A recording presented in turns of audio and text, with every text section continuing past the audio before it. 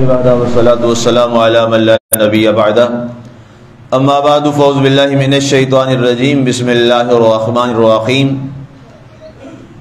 وإذا الجحيم سعرت وإذا الجنة أزلفت علمت نفس ما أحضرت،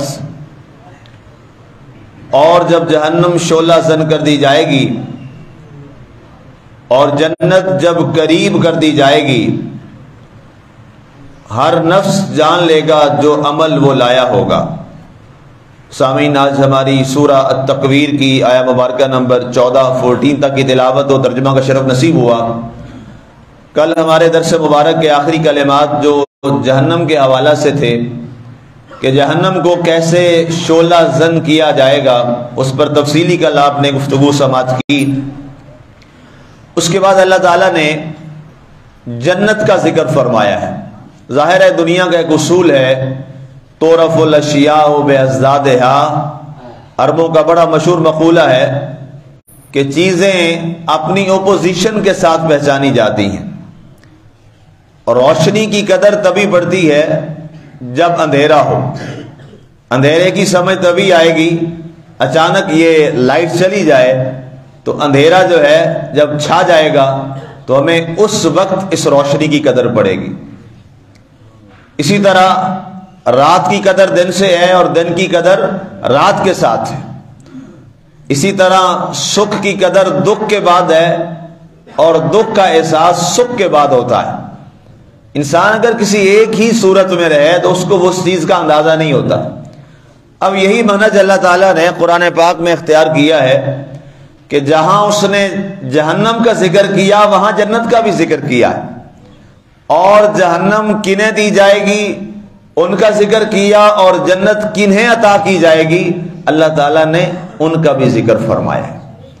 اب کل جہنمیوں کا ذکر اور جہنم کی تپش اور اس کی ہولناکی کا ذکر کیا، اور آج اللہ تعالیٰ نے اس سے اگلی ہی آیہ مبارکہ میں وَإِذَا الْجَنَّةُ أُزْلِفَتْ، اور جب جنت قریب کر دی جائے گی، اس کا ذکر فرمایا۔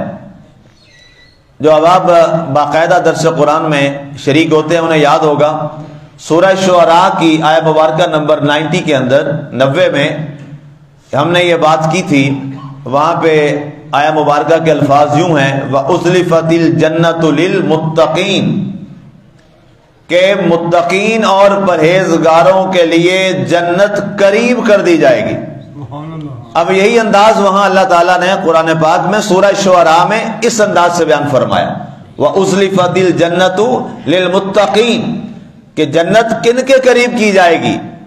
یہ جنت کن کے قریب اللہ تعالیٰ فرمائے گا، اس کی وضاحت گویا قرآن کی آیت کی وضاحت میں نے قرآن کی آیت سے کی، اور قرآن کی تفسیر کا اہل مفسرین کے ہاں سب سے جو بہترین طریقہ ہے وہ یہ ہے کہ قرآن کی تفسیر قرآن کے ساتھ کی جائے، چونکہ قرآن ایسا اللہ کا عظیم کلام ہے کہ یہ خود اپنی وضاحت اپنے کلام کے ساتھ ہی فرماتا ہے، اور دنیا کے اندر یہ قرآن کی تفسیر کا سب سے سٹینڈرڈ اور اعلیٰ ترین معیار ہے کہ قرآن کی وضاحت قرآن سے کی جائے۔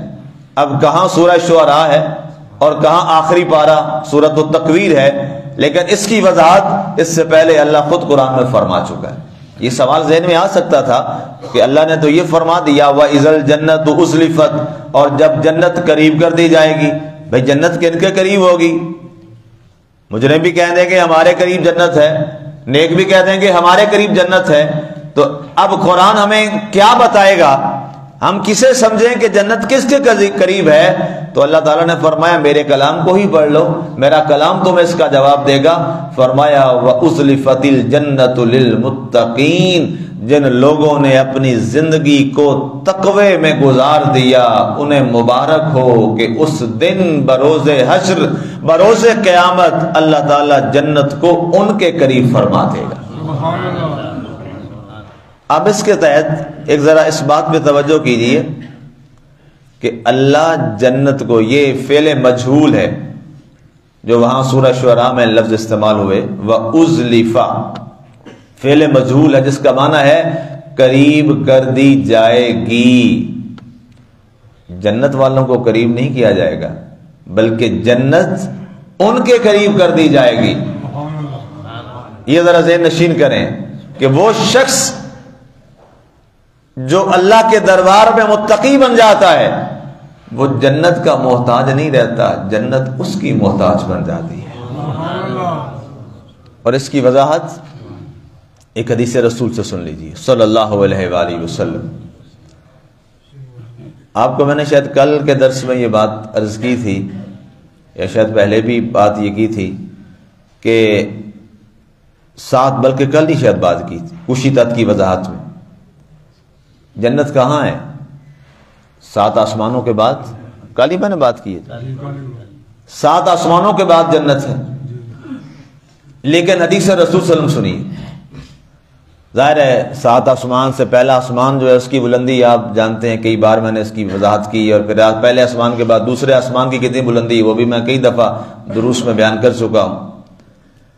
اب کہاں 7 آسمانوں کے بعد جنت، لیکن آپ کے اور میرے پیارے نبی صلی اللہ علیہ وآلہ وسلم فرماتے ہیں ما بین قبری و منبری روضۃ من ریاض الجنہ، فرمایا میرے روضہ انور اور میرے منبر کے درمیان کا جو جگہ اور مقام ہے وہ جنت کے باغوں میں سے ایک باغ ہے۔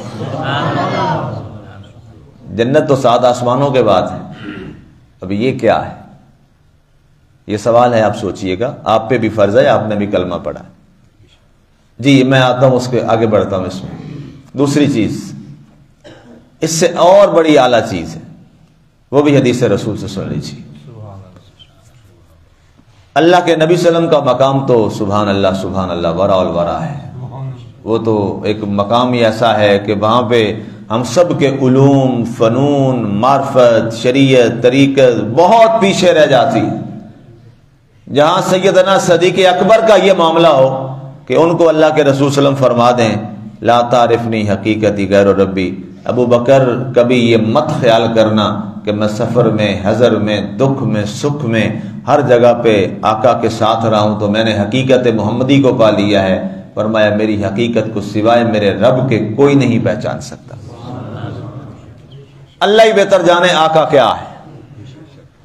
حقیقت مصطفیٰ صلی اللہ علیہ وآلہ وسلم اللہ ہی بہتر جانتا ہے کہ آپ کیا ہیں۔ اس قدر آپ کے اوپر پردے تھے عظمتوں کے، رفتوں کے، جس نے جو لکھا، جو کہا اس نے اپنے حساب سے کہا، لیکن آج تک کوئی یہ نہیں کہہ سکا کہ میں نے جو کہا یہ آقا کی تمام تعریف ہو گئی۔ آج تک یہ کوئی جرت نہ کر سکا ہے، نہ کر سکے گا قیامت تک، اس لیے کہ کیا ہو خدا ہی جانے کہ تم کیا ہو، کوئی نہیں بتا سکتا۔ کسی کے پاس یہ طاقت اور علم ہے ہی نہیں، کسی کے پاس یہ نظر ہے ہی نہیں، بڑی اعلیٰ نظریں ہیں، لیکن جو مقام جناب رسول اللہ صلی اللہ علیہ وآلہ وسلم کا ہے اس کا احاطہ کائنات میں کوئی کر سکتا ہی نہیں، کوئی نہیں کر سکتا۔ اب میں ایک بندہ مومن کی بات کرنے لگا۔ بندہ مومن، المومن، ایک ہوتا ہے مومن، ایک ہوتا ہے المومن۔ المومن وہ ہوتا ہے جو ایمان کے کامل ترین درجے پر فائز ہوتا ہے، تقوی اس کا اوڑھنا بچھونا ہوتا ہے۔ اس کے بارے میں آپ کے اور میرے نبی صلی اللہ علیہ وآلہ وسلم نے ارشاد فرمایا قبر المؤمن روضۃ من ریاض الجنہ، بندہ مومن کی جو قبر ہے وہ بھی جنت کے باغوں میں سے ایک باغ ہوتی ہے۔ اندازہ کیجئے، بندہ مومن کی قبر جہاں المومن آرام کر رہا ہے، جس نے اپنی ساری زندگی اللہ اور اللہ کے رسول کی اطاعت میں اور اتباع رسول میں گزار دی، فرمایا جب اسے قبر میں اتارا جاتا ہے تو لوگوں اگر تم دنیا میں دیکھنا چاہو کہ جنت کہاں ہے تو بندہ المومن کی قبر کو دیکھ لینا، وہ تمہیں جنت کے باغوں میں سے ایک باغ نظر آئے گی۔ اب یہ کیا ہے؟ ازلفت الجنت للمتقین، کہ جو تقوی والے ہیں اللہ جنت ان کے قریب کر دیتا ہے۔ ایک بہت اللہ کی ولیہ، اللہ کی بہت ہی پیاری ولیہ، جنہوں نے ساری زندگی اپنی تقوی ہے کیا؟ بنیادی طور پر تقویٰ کہتے کسے ہیں؟ اس پر بہت سارے میں نے آپ کو مثالیں بھی سمجھائیں، اس کی تعریفیں بھی کی.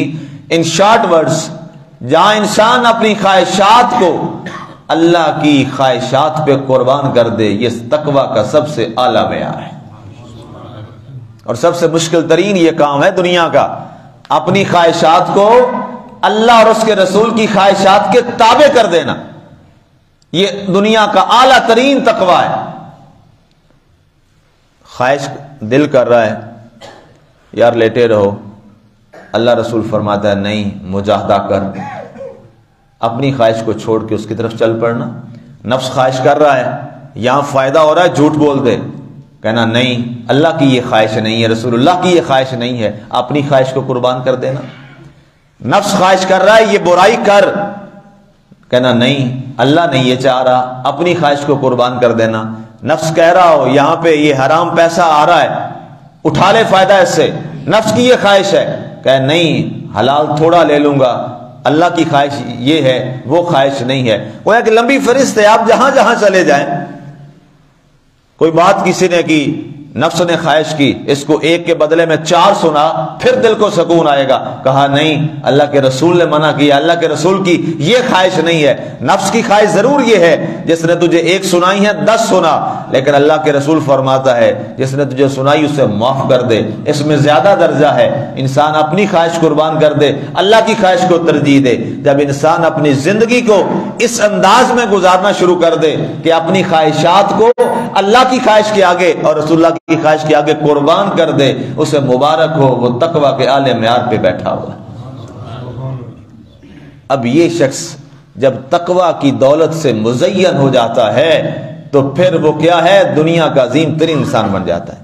جس خاتون کا میں ذکر کرنے والا حضرت رابعہ بصریہ، جس پر پوری امت کا اتفاق ہے کہ جس خاتون نے اپنی ساری خواہشات کو اللہ اور اللہ کے رسول کی خواہشات پہ قربان کر دیا.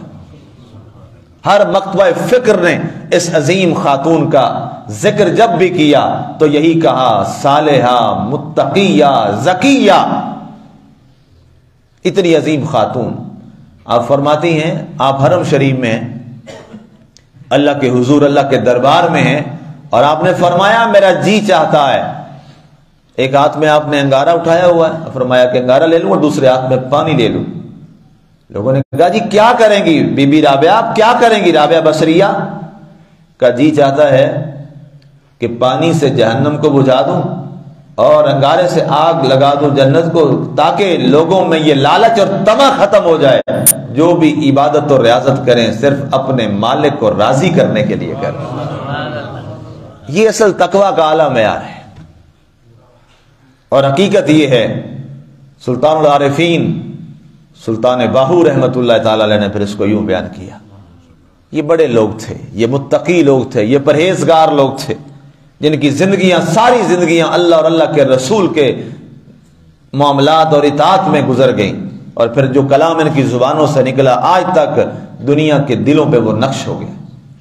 آپ نے فرمایا من طلب الدنیا فہو مخنث، جو دنیا کی طلب میں رہتا ہے وہ مخنث ہے، وہ نہ مرد ہے نہ عورت. فرمایا وہ مخنث ہے. اور من طلب العقبہ فہو مؤنث، اور جو صرف جنت کی طلب میں رہتا ہے وہ عورت ہے. لوگ تڑپ گئے کہ حضور پھر مرد کون ہے؟ فرمایا من طلب المولا فہو مذکر، جو اپنے مولا کی طلب میں رہتا ہے وہ مرد ہوا کرتا ہے. اور پھر آپ نے فرمایا جنت کس کی ہے؟ کہا جی اللہ کی ہے. فرمایا جب اللہ مل جائے گا تو ایک جنت نہیں، تمہیں کئی جنتیں نصیب ہو جائیں گی، تم تو ایک پہ اکتفا کر کے بیٹھے. اس کی وضاحت میں نے تفسیر قرآن سے کی تھی. کوئی یہ نہ کہے کہ جی یہ بزرگوں اور بابوں کی باتیں سناتے ہیں. ہمیں فخر ہے ہمارے بزرگ وہ ہیں جن کا ہر قول قرآن و سنت سے. سورہ رحمان میں آپ کو یاد ہوگا شاید، وہاں میں نے بات کی تھی وَلِمَنْ خَافَ مَقَامَ رَبِّهِ جَنَّتَانِ، جو اپنے رب کے حضور اس کے خوف اور تقوی سے ڈر گیا، اللہ نے اس کے لیے ایک جنت نہیں 2 جنتوں کا وعدہ کیا، اور پھر فرمایا فَبِأَيِّ آلَاءِ رَبِّكُمَا تُكَذِّبَانِ، تو اے انسان بتا اپنے رب کی کس کس نعمت کا تو انکار کرے گا۔ وہاں پوری تفسیر ہے، ریکارڈ میں پڑھی ہے، وہاں سے آپ سن لیجئے گا۔ آگے فرمایا گیا وَأُزْلِفَتِ إِذَا الْجَنَّةُ أُزْلِفَتْ، اور اس سورہ شعراء کو ساتھ میں نے ملا دیا۔ آگے فرمایا عَلِمَتْ، اب یہ نشانیاں جو میں نے عرض کی تھی قیامت کی وہ یہاں پوری ہو گئی، اب وہ شرط تھی، اب آگے جزا کیا مل رہی ہے، یہ آیا مبارکہ نمبر 14 پہ اس کی جزا مکمل ہونے لگی ہے۔ عَلِمَتْ نَفْسٌ مَا أَحْضَرَتْ، فرمایا پھر کیا ہوگا، ہر نفس اور ہر جان جو بھی اس نے عمل کیا ہوگا وہ اللہ کے دربار میں حاضر کر دیا جائے گا، اور وہ جان لے گا اس نے کیا عمل کیا ہے۔ اچھا، یہاں ایک بڑی نفیس تحقیق ہے، وہ یہ ہے کہ کیا ہمارے نامہ اعمال جو ہیں اس میں ہمارے عمل اللہ کے دربار میں پیش کیے جائیں گے، یا نامہ اعمال کے وہ جو صحیفہ ہے جس میں وہ محفوظ ہے وہ پیش کیا جائے گا؟ مفسرین نے اس نفیس نقطے کو بھی لکھا ہے کہ اللہ کے دربار میں ہمارے اس نامہ اعمال والا جو صحیفہ ہے اس صحیفہ کو دربار الہی میں پیش کیا جائے گا، جس میں ایک ایک ہمارا عمل تحریر کیا ہوا ہے۔ اس لیے اپنے اس صحیفے کا بڑا خیال رکھیے، ایک یہ والا صحیفہ ہے، ایک یہ والا صحیفہ ہے، کوشش کریں ہمارا یہ والا صحیفہ جو ہے یہ مکمل ہونا چاہیے، جو ہمارا دائیں کندھے پر بیٹھا ہے، جو ہماری نیکیاں تحریر کرتا ہے، ہم زیادہ اس کو مصروف رکھیں، اور بائیں والا جو ہے اس کو چھوڑ دیجئے، کہیں ایسا نہ ہو کہ دائیں والا فارغ بیٹھا ہو اور بائیں والا ہی مصروف ہو، یہ ہمارے لیے کل بروز حشر تکلیف دہ بات ہوگی۔ کوشش کریں زندگی میں، ابھی جماعت سے پہلے قاری صاحب ایک اناؤنسمنٹ کر رہے تھے کہ جی مسجد میں واقعی کافی شور آ رہا تھا، بہت آوازیں آ رہی تھی کہ جی ذکر و اذکار کریں اور آرام سے بیٹھیں، وضو پہ ہیں۔ ظاہر ہے جب آپ مسجد میں آ گئے، جوتا اتار کے آپ مسجد کی حد میں آ گئے تو ظاہر ہے اس کے بعد تو کسی قسم کی بات کی قطعاً اجازت ہے ہی نہیں۔ اور کبھی غور کیا صوم کا معنی کیا ہوتا ہے؟ روزے کو عربی میں کیا کہتے ہیں؟ صوم۔ صوم کا معنی پتہ ہے کیا؟ اس کی وضاحت میں پھر قرآن سے کرتا ہوں۔ سیدہ مریم علیہ السلام نے جب بچہ جانا، میں نے وہاں یہ تفسیر بتائی تھی، ظاہر ہے بغیر نکاح کے عورت ہے، کنواری لڑکی ہے، اس کے یہاں بیٹا پیدا ہو جائے تو آپ بتائیں کیا کرتا ہے معاشرہ؟ یہ ساری آزمائش آئی سیدہ مریم پہ علیہ السلام پہ، تو آپ نے کیا فرمایا تھا؟ انی نذرت للرحمن صوما، قرآن کے الفاظ ہیں، انی نذرت للرحمن صوما۔ انی کا معنی ہوتا ہے بے شک میں نے، نذرت معنی منت مانی ہے، للرحمن اللہ کے لیے، صوما کا معنی کیا؟ ہاں جی، خاموشی۔ فائدہ ہوتا ہے درس میں بیٹھنے کا۔ میں نے اپنے رب کے لیے منت مانی ہے خاموشی کی، تو صوم کا معنی کیا ہوتا ہے جی؟ کیا معنی ہوا صوم کا؟ اب بندہ روزے دار کو کیا کہے جی چپ کرو؟ سمجھ آ گئی ہے؟ ہاں جی، روزے کا پہلے ہی معنی ہے چپ، خاموش۔ اب روزے دار کو بندہ کیا کہے میاں چپ کر؟ اس کا مطلب ہے روزے دار نہیں ہے۔ اللہ اکبر، میں نے قرآن کی آیت پڑھی ہے، الحمدللہ میرے دلال کمزور نہیں ہوتے۔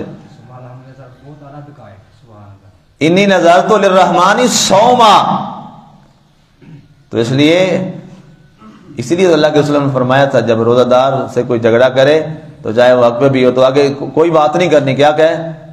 انی صائم، یار میں روزے سے ہوں، یہی ہے نا جی، انی صائم، میں نہیں بول سکتا جی میں روزے میں۔ اس لیے یہ آپ کی ہم سب کی ذمہ داری ہے کہ روزے کے پورے تقدس کا خیال رکھیں، اور روزے دار کے لیے یہ ماہ مبارک میں بار بار اعلان کر رہا ہوں، یہ لمحے بڑے قیمتی ہیں بھائیوں، بڑے قیمتی ہیں، بڑے قیمتی ہیں، یہ سمیٹنے والے لمحے ہیں، یہ بہت زیادہ اللہ کے دربار سے حاصل کرنے والی چیزیں ہیں۔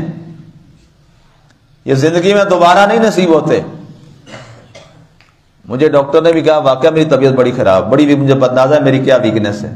مجھے میرے ماں باپ نے سختی سے منع کیا روزے نہیں رکھنے، بیٹا تم بہت کمزور ہو. لیکن میں نے کہا ابو جی امی کو نہ بتانا، مجھے اجازت دے دیں، ظاہر والدین کا حکم تو فرض اولی ہے. انہوں نے کہا اچھا بیٹا آپ کی مرضی. میں نے کہا جی آپ اجازت دے دیں، کہیں میں گناہ گار نہ ہو جاؤں، روزہ بھی رکھوں اور ماں باپ نے منع کیا. اور ظاہر ہے ڈاکٹر نے بھی کہا ہے کہ مفتی صاحب مجھے بار بار کہ آپ نہ رکھیں جی، ظاہر ہے یہ معاملہ ایسا ہے. لیکن دل نہیں مانتا. پتہ نہیں اگلی دفعہ یہ نصیب ہو کہ نہ ہو رمضان شریف.